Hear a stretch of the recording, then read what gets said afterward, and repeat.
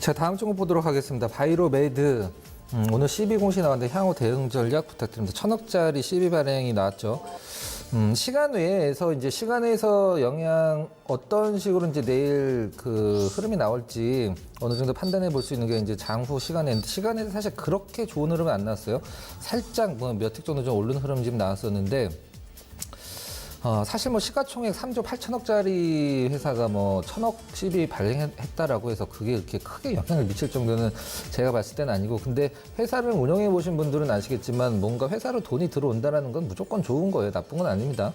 그건 좋은 건데, 중요한 것은 지금 원래 우리나라 실질 바이오 흐름이 지금 사실 셀트 뭐 거래소 옮겨갔습니다만 셀트리온, 그다음에 오늘 셀트리온 헬스케어 많이 빠졌죠. 원래는 셀트리온이랑 그 셀트리온의 레버리지를 역할을 하는 게 셀트리온 헬스케어였었는데, 셀트리온 헬스케어 블록딜도 오늘 좀 많이 빠졌고, 셀트는 큰 영향 없었고, 원래 중요한 것은 이 기업들이 가야지 바이오 기업들이 진짜로 분위기가 좋아지는구나라고 생각을 할 수 있는 대표적인 두 종목이 바이로메드랑 신라젠이에요. 근데 지금 바이로메드가 사실 뭐 당뇨 굉장히 정말 좋은 재료죠.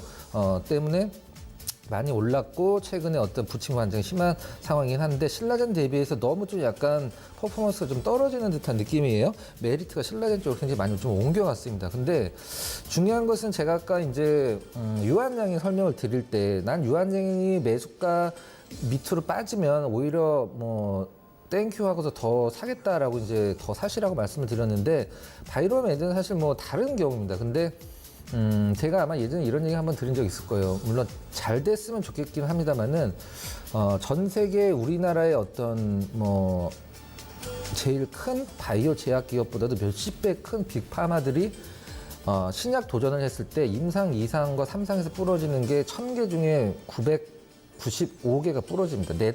1000개 중에 4, 5개만 성공을 하고, 정말 엄청난 돈을 투입한 신약들도 2상, 3상에서 다 부러지거든요. 근데 된다라는 보장만 있다라고 하면, 이 당뇨라는 것은 정말로 엄청나게 섹시한 재료이기 때문에 뭐 지금 시가총액은 비교도 안 되게 많이 올라가겠습니다만은, 바이로메드는 사실 그 계속적으로 어떤 주주분들이나 연구 결과에 대해서 어필을 굉장히 많이 하는 것 같아요. 제가 봤을 때 굉장히 긍정적인 부분이거든요. 자신 있다라는 뜻인데, 일단 지금 최근에 어떤 쌍두마차라고 할 수 있는 신라젠 대비해서는 좀 약간 퍼포먼스가 좀 떨어지고 있는 상황이에요. 근데 차트 잠깐 보면서 말씀드려보도록 하겠습니다.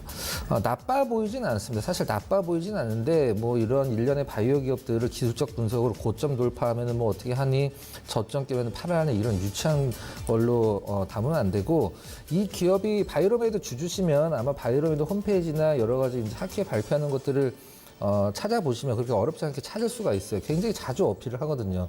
그런 부분 봤을 때 저는 향후 좋게는 보고 있습니다. 그리고 지금 현재 전반적인 바이오 기업들의 분위기도 중요하긴 한데, 일단은 지금 나빠 보이진 않아요, 느낌상. 그래서 제가 전략을 좀 잡아드리도록 할게요. 아까 유한양행과는 좀 다른 측면에서 받아들이셔야 돼요. 아무래도 4조 원 가깝기 때문에 외국인들 기관수가 중요하긴 한데, 특별한 부분은 좀 아니고, 워낙에 또 이 팬덤이 강한 기업이기 때문에 매도가 사실 그렇게 많이 나오지도 않습니다. 일단 대북 대선 테마주, 대북주, 바이오 이런 기업들을 단타를 치는 건 하수예요.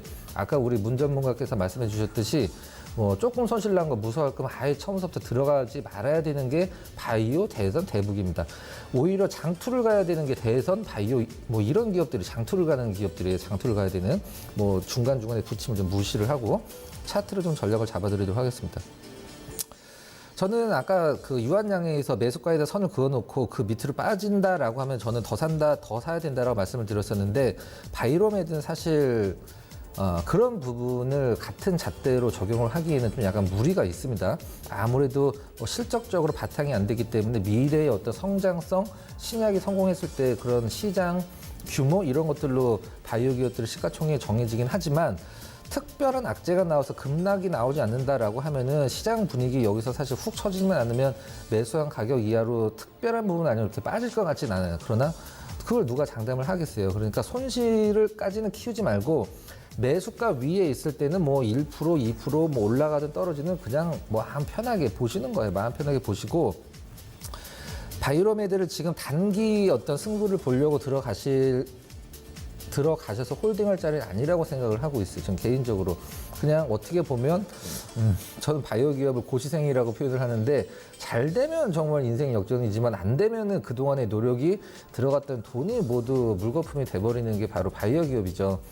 최근에 좀 뭐 괜찮은 뉴스도 많이 나와주고 있고 분위기는 나쁘진 않은 것 같아요. 근데 매수가 위에 있을 때는 뭐 전혀 신경 쓰지 말고 갖고 가시는데 매수가를 위협을 해서 혹시라도 내가 이 바이로메드로 단돈 10,000원이라도 손실을 볼 것 같다 그러면 그냥 매수가에서 털고 나오시고 저점에서 좀 다시 잡는 전략을 좀 해드리도록 할게요. 제가 점쟁이가 아닌 이상 이 바이로메드라는 기업의 향후 어떤 뭐 시가총액의 흐름을 맞출 수는 없어요. 근데 저한테 왼쪽이냐 오른쪽이냐 상승이냐 하락이냐 배팅 한다라고 하면 저는 상승 쪽에다 무게감을 좀 싣도록 하겠습니다. 일단 정리를 하면 얘기가 길어졌는데 손실까지는 가지 말고 차트 볼 필요성이 없어요. 계좌만 보세요. HTS에 대해 계좌만. 매수 가격을 위협을 하는지 안 하는지, 본전을 위협을 하는지 안 하는지 그만 보시고 일단 본전권 위에 있을 때는 뭐 강홀딩으로 그냥 좀 가벼운 마음으로 갖고 가시기 바랍니다. 홀딩 의견 드리도록 할게요.